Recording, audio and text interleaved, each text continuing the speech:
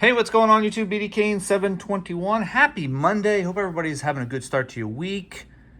I went to the West Coast Card Show on Friday. I was excited. I didn't really know what to expect because everybody was saying it was going to be the largest one ever, and they were right. This show was bonkers. It was off the charts big for a non-national card show.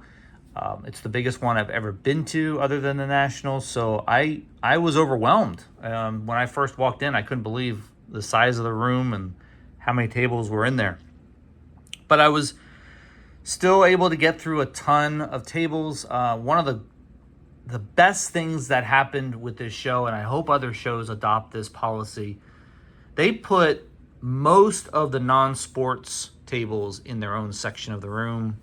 It still had some mixing in with some of the sports card tables, but most of them were on their own side of the room, and that just made it so much easier for people like me who are really there just to look at the sports card tables.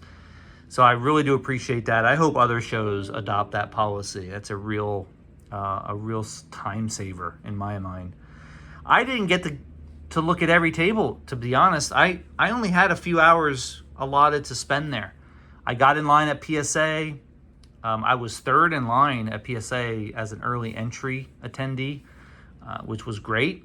And PSA has this new system now where they just scan your barcode and everything's on the computer. They don't have to write all that information on your receipts and all that kind of stuff. And so I was in and out of PSA fairly quickly, and the rest of the time I was going around the tables. I didn't buy a lot because, again, I was trying to rush through there, and I really didn't spend enough time at each table, to be honest. But I found several things that I'm really happy that I did find.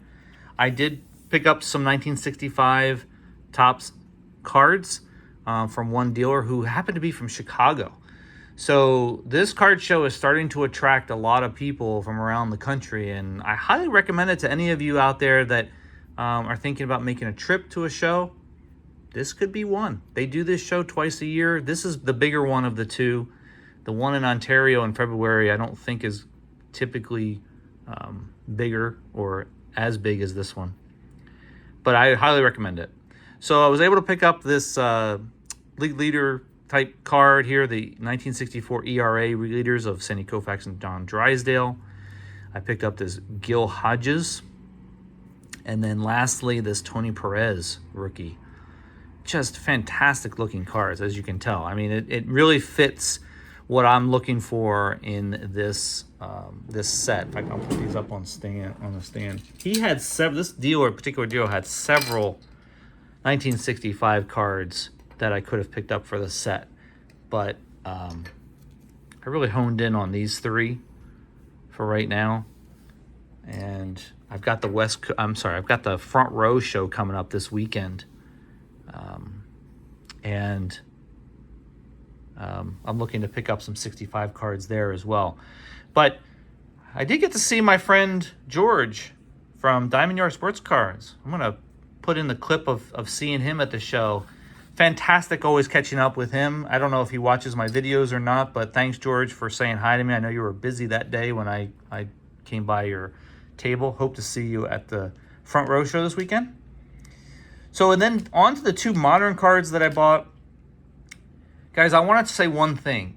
There is a reason why I try to go to every single table that I can at a show, because you never know what you're going to find. And I came to this one table and I found something that just blew my mind. As a Topps Chrome collector, as somebody that puts together sets on a yearly basis of Topps Chrome refractors, numbered refractors, I came across a card that I just shocked me. And I don't know why this guy had this card for this price, but he did. 2014 Topps Chrome Black, Buster Posey. This is his original price sticker, $6. This card is numbered out of 100. This is numbered 9 out of 100. Every time I've looked for this card online, they routinely go for 50, 60, 70, even higher, depending on who's selling it. Now, this card is not in perfect condition. Its centering is a little off left to right. The rest of it, I gave it a good look over. It it looks fantastic. And look, there's always reasons why dealers put prices on their cards. And I'm not always sure what those reasons are, but we were in LA. Maybe he was trying to sell a San Francisco Giants player for cheap. I don't know. But I also bought this card from him. This is a Topps Now with the rookie card symbol for Shohei Ohtani. This particular one is entitled Moment of the Year. It's third player in MLB history with 15 home runs and 4 wins in a season. Just a great looking card. Just caught my eye with this dealer, and I put an offer together for both of these and ended up getting them for $30.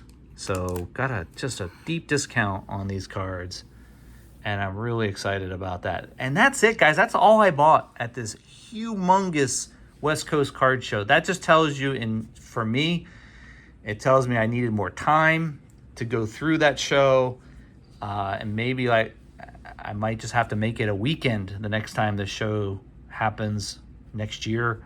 But all in all, it was a fantastic experience. I highly recommend the show, and I'm looking forward to the front row show this weekend. It'll be much smaller, and I'll have much more time because it's here local to San Diego. I'll have much more time to go through the tables and pick up some cool stuff. All right, guys, have a great week, and I hope to talk to you later this week or probably into next week after Labor Day. All right, guys, see ya.